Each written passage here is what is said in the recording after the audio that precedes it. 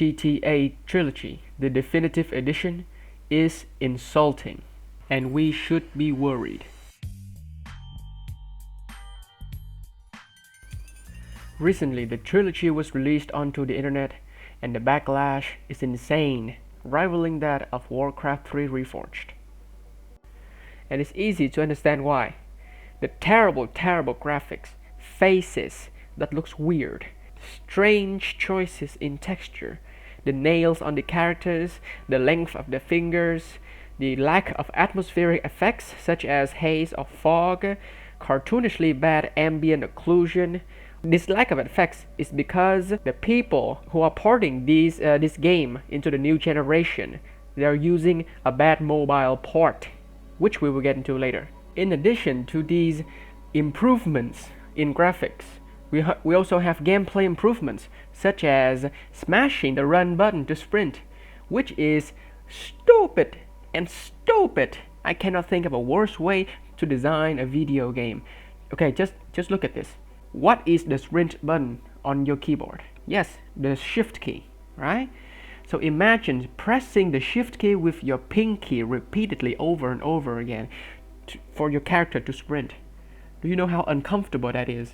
It's not bad enough that these people are trying to destroy your eyesight with the graphics on display. They are trying to hurt your brains, give you migraines and everything through this milky white rain over here, which is some of the worst uses of overlay I've ever seen in a video game. They're also trying to physically hurt your body with the design choice of smashing the sprint button. I don't understand why these people aren't sued.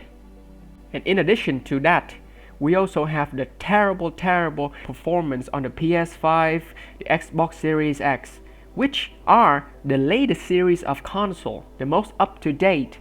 This is a joke. Just look at GTA San Andreas on the PS2. Which runs better? The PS2, which was made more than 10 years ago, could run a video game better than what we have today on the latest consoles. All this talk about the latest consoles, the best equipment, the best hardware for your video gaming needs, and this is what you gave us, Rockstar? What were you thinking? This is fraud. Okay, so as mentioned before, the Definitive Edition was made using a bad mobile port, and I believe that I can show you how they did it using Blender. Alright, so this is Blender. It is an visual effects software, as you can see right here. So what I'm going to do is going to show you how they did it, okay? By adding a, first I'm going to delete the default cube here. I'm going to add a cube, a sphere, okay?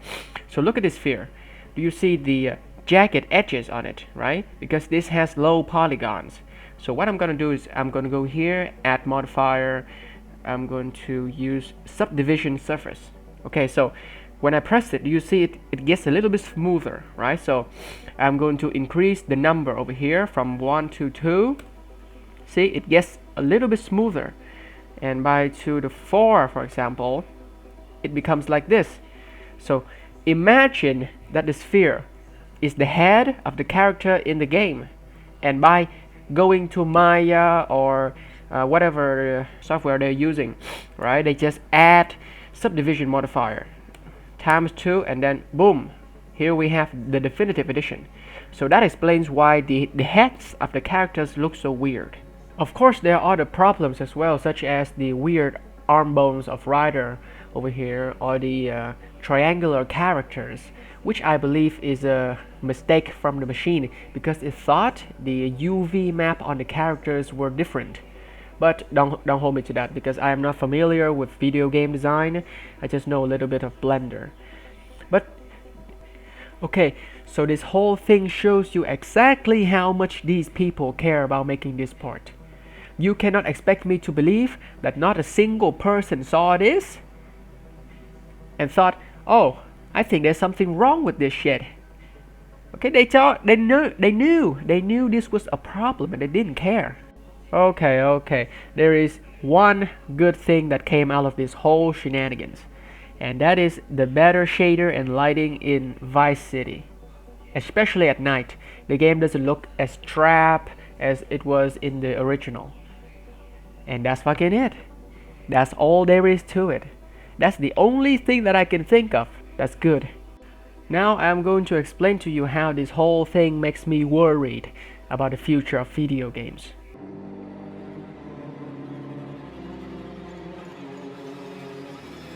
Let's take a look at this thing, right? So think about it, when you play a video game, what do you think it is? What do you think that you are playing?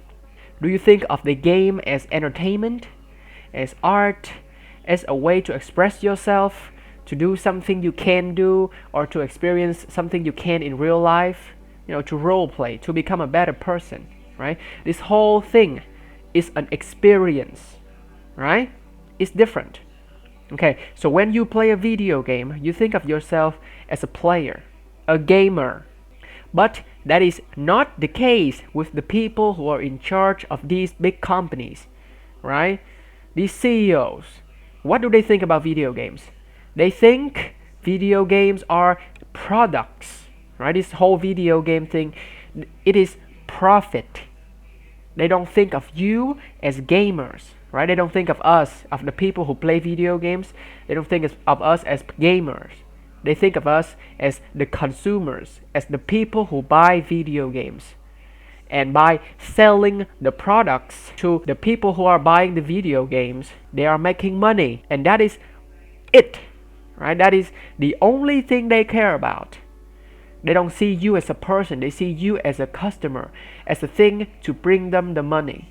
You bring the profits to them. They provide you with a product, which in this case are video games, right? So they don't care about any passion or artistic expressions that are in the video games. They don't care about what's in the product they are selling. They don't care about you. They don't sell video games to gamers. The only thing they care about is selling the products to the people who are buying those products, right? These executives, they don't feel anything when they make video games. And that is worrying because it is these people that are in charge of the big companies that are making these big video games. Okay, and if you don't believe me, okay, here's the evidence, right? Why do you think Take-Two is so hell-bent on taking down mods, issuing lawsuits, threatening people's livelihoods? Why? Because they want to be able to sell their definitive edition to other people. They want a monopoly on the whole GTA thing, right? Imagine just you create a mod, and the mod is better than the actual video game that they are making.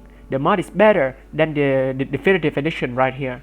Which one would you like better, right? So they have to take down the mods, take down the better versions of the games that they own to sell us their versions. They want a monopoly on everything. Okay, here's more. Take-Two CEO, right? He actually said, and I quote, "Remastering has always been a part of the strategy. We've done differently than the competitors.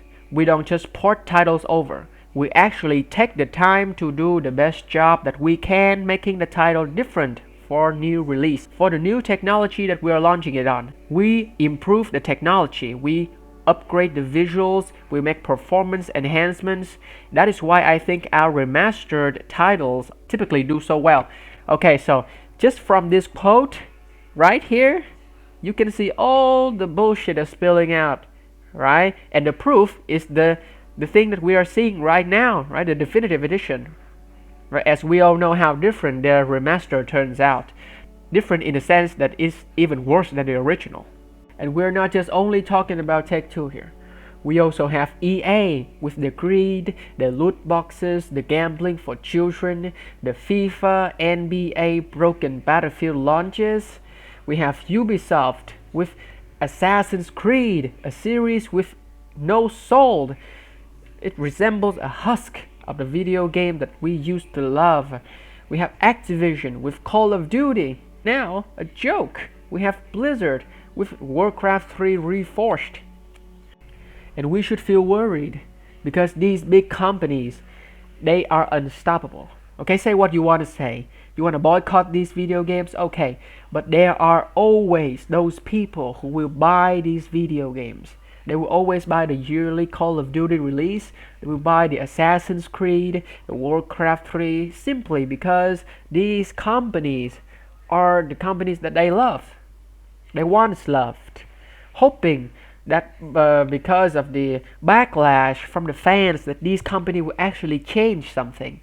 But no, they have proven to us time and again that these things that are happening right here, they will not change. The quality will keep going down, the profits will keep going up, and they will find new ways of taking advantage of their fans. How many times have you seen a company say something that would cause an uproar, and then a few days later, after the backlash, they say, oh, we have learned our lesson. We have seen the error of our ways. We will try and fix these problems, these mistakes. And all they do is remove a few features. And then voila, we have changed. We have improved. And people fell for it. It's not good enough that they piss on us with this release. They took away our ability to clean ourselves by making the original games unavailable to play on the PC.